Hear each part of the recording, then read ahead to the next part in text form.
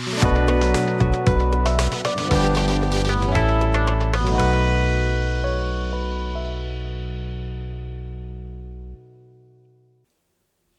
guys, nice to be back.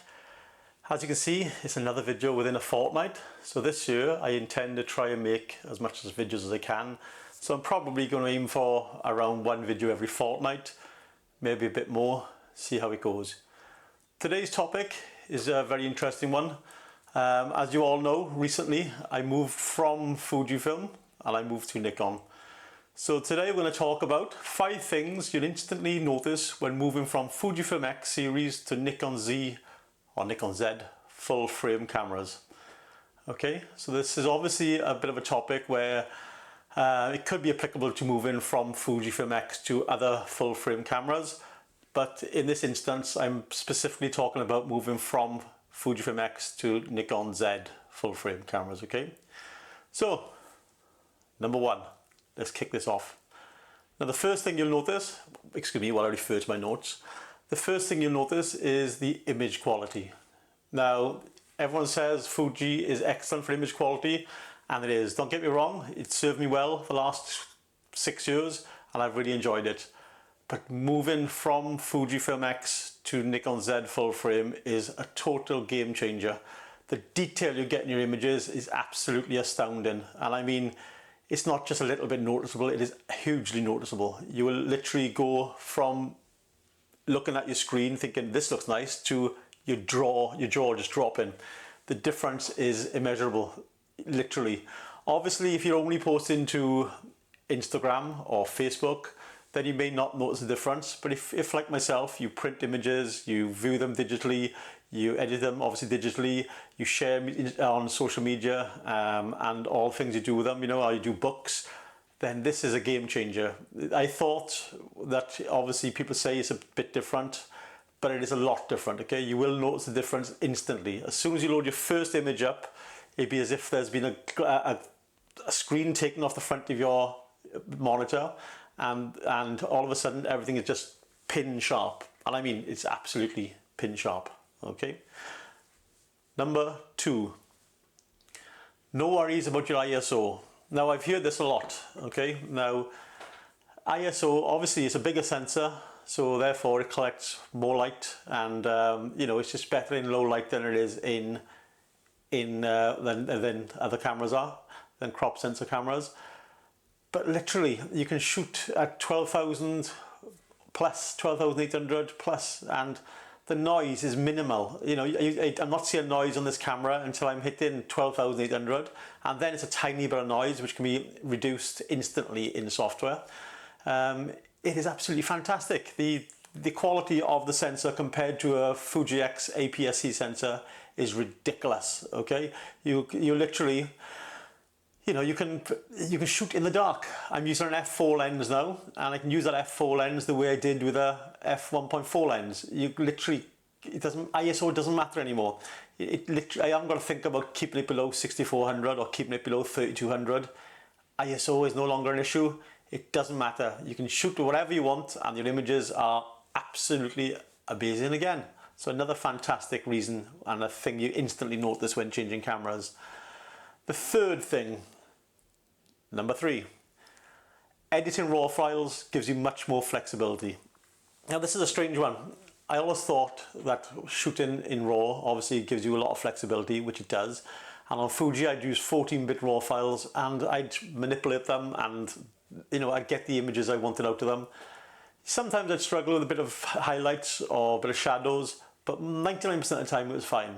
However, moving to full frame Nikon Z, these RAW files are so malleable. Literally, you can drag detail where you never thought there was detail before. You can pull up the shadows so much more. You can drop the highlights so much more. You can get more detail. There is so much detail in the RAW files that is unbelievable, and it's well worth changing systems just to use these RAW files because they are absolutely fantastic. As you can see, there's a lot to do with image quality, but at the end of the day, that is why we are photographers. We like the best in image quality. Number 4, bokeh at f-stops you're used to is very different. Now this is a strange one because everyone says that, you know, an f1.4 lens is an f1.4 lens, an f4 lens, an f4 lens, etc, etc.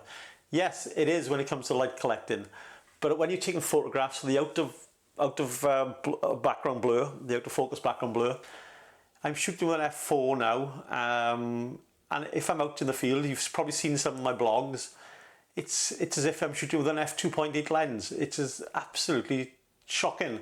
When I shoot with the f1.8 lens in my last shoot I done on my blog, the backdrops are buttery smooth.